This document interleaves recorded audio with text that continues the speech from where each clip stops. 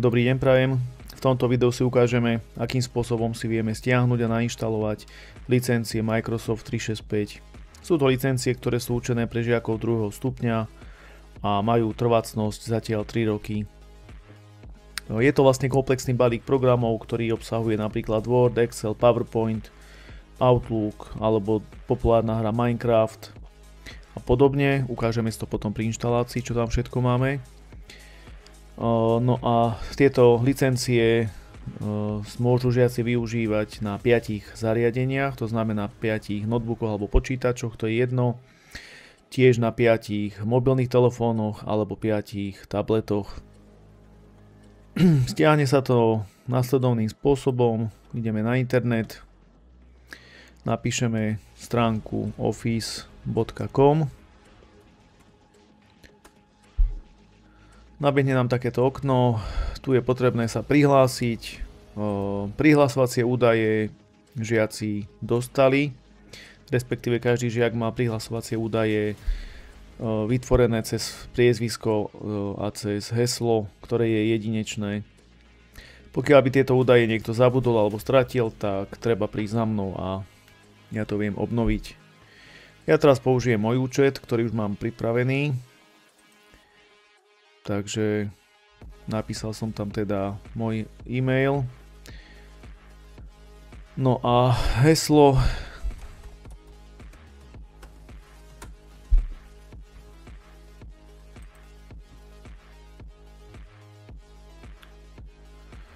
takto vyzerá základné prostredie, ktoré nám nabehne po prihlásení.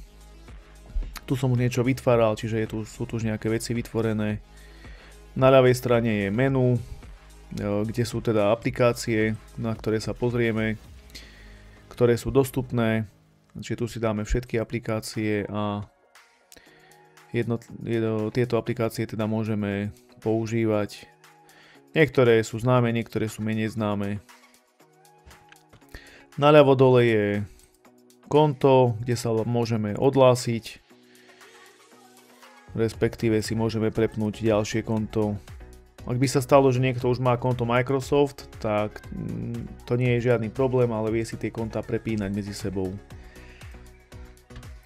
No a teraz si ukážeme, akým spôsobom vlastne si vieme nainštalovať Microsoft Office do počítača.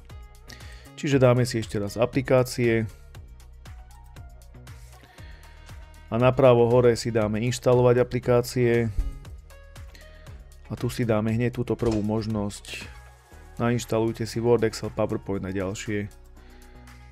Po kliknutí na tento odkaz nás presmeruje na ďalšiu stránku. A tu si dáme inštalovať Office.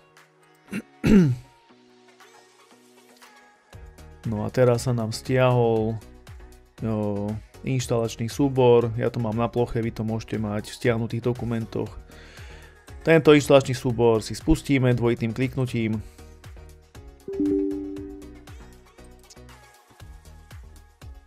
No a teraz bude vlastne prebiehať samotná inštalácia.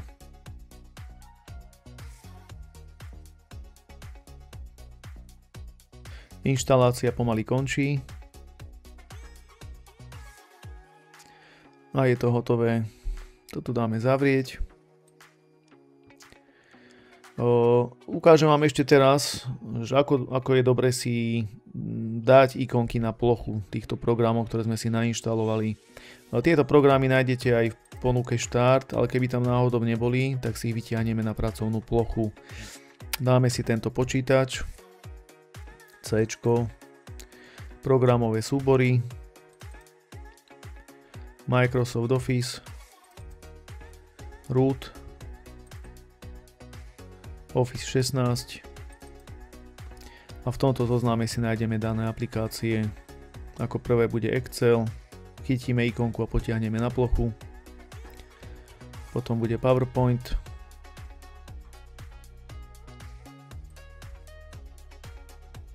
A posledný bude Word. Word je napísaný ako WinWord. Po nainštalovaní si zapneme ktorúkoľvek aplikáciu a musíme ju aktivovať. Ja si zapnem Word. kde mi nabehne takéto okno, kde vlastne sa musíme prihlásiť, takže dáme prihlásiť sa. Napíšeme svoje prihlasovacie údaje.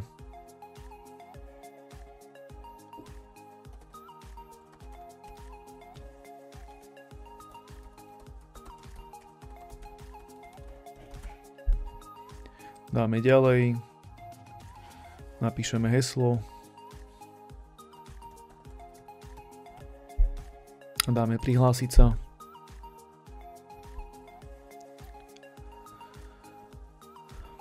Program Office sa nám aktivoval. Keby vám ešte nabehne okienko prijať, tak dajte prijať a to je celé. Daný program je aktivovaný. Tu si môžeme skontrolovať konkrétnu licenciu. Tiež sa tu vieme odhlásiť, keby sme mali viacej licencií na jeden počítač. A ešte si ukážeme, ako vieme nainštalovať Microsoft 365 Copilot. Je to vlastne nástroj založený na umelej inteligencii, ktorý je integrovaný do balíka aplikácií Microsoft 365. Je to taký pomocník na báze umelej inteligencie. Tento Copilot je vlastne aj tu, v online verzii, kde vlastne môžeme napísať nejaké požiadavky, ktoré od neho chceme. Tiež je tu nejaký jazykový model GPT-5.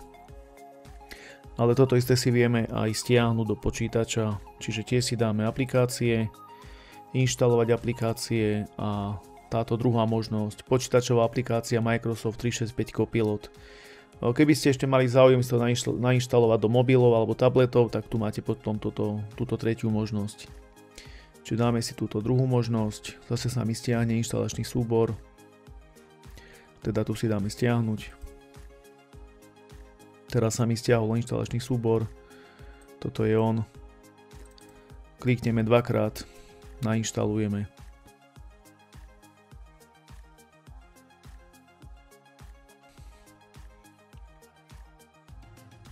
No a po nainštalovaní sa nám tá aplikácia spustí v počítači. V podstate je to isté, ako sme mali v online verzii, keď si to porovnáme, je to presne to isté prostredie. Ale keby ste nemali internet, tak viete použiť túto verziu. Keby ste mali nejaké problémy s inštaláciou alebo by vám niečo nefungovalo, tak treba sa ozvať, napísať mi alebo sa spýtať osobne a skúsim to poriešiť. Takže ďakujem a pevne verím, že Microsoft 365 budete naplno využívať.